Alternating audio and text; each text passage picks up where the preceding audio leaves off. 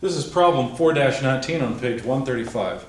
The tongs are used to grip the ends of the drilling pipe P. Determine the torque, or the moment, M sub P, that the applied force F 150 pounds exerts on the pipe about point P as a function of theta. Plot this moment MP versus theta for the range theta between 0 and 90 degrees. The figure that was given, let me simplify it just a bit, actually. So there's generally the round pipe with point P in its center. And essentially what the tongs do is give us a moment arm. So that when we apply a force of 150 pounds, there is a moment generated about P. Now the angle that's going to vary, the theta angle, is here with respect to vertical. Some information that's given is that the horizontal component of the moment arm is 43 inches, and the vertical component, the vertical component is 6 inches. And it's pretty obvious that this force is going to cause generally a clockwise moment arm. So the question is, what's the value of that moment? And by the way, if we change the angle of the force, then obviously the amount of moment will change. For example, if theta, I know it can't go this way, but if theta could go all the way down to where the force was passing through point P, then there would be no moment of that force, because the force would simply pass through the point about which we're taking moments. Now, of course, it can't go that far, because we're told that theta is between here, 0 degrees, and here, 90 degrees. So I'm going to sum moments about point P, taking counterclockwise as positive. And so the moment applied to the pipe would simply be, well, let's see. We're going to have to break up F into two components. There will be a horizontal and vertical component. Okay? Let me go ahead and set up a coordinate system too, so I can talk about horizontal and vertical directions. So now we need the moment, so Fy, for example, multiplied by the 43-inch moment arm. Okay, so Fy would be F times, let's see, we want this component, that's touching the angle, so that's the cosine side. Sometimes I'll write down, just say Fy and then expand it later, but this time I just wrote down the force times the cosine of the angle, so this is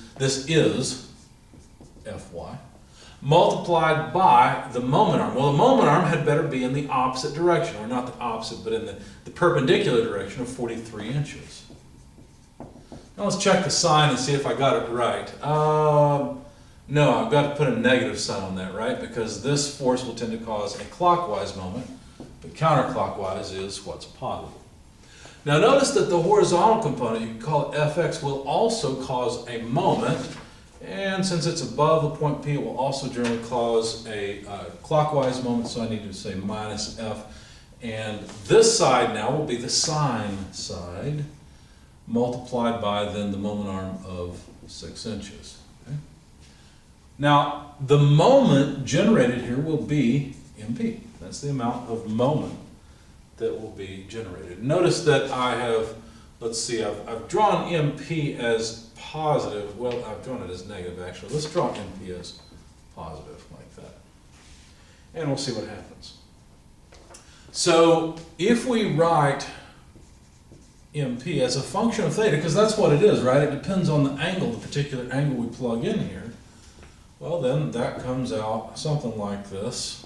F, we'll pull out the force F, times 43 cosine theta. Well, let's see. Let's not forget it's negative. Plus then, because I've pulled out the negative sign along with F, plus 6 sine of theta. So there's MP as a function of theta. Now, if we leave this in inches, that's fine. But what we could do is we could plug in the fact that we know this is 150 pounds, and then what we'll get is inch pounds force. So let's do that. So this would be a negative 6,450 cosine theta minus 900 sine theta, and the units would be inch-pounds. That's how much torque we will get as a function of theta. Now if we plot it, I actually plotted it in Excel. That's the easiest way, I think.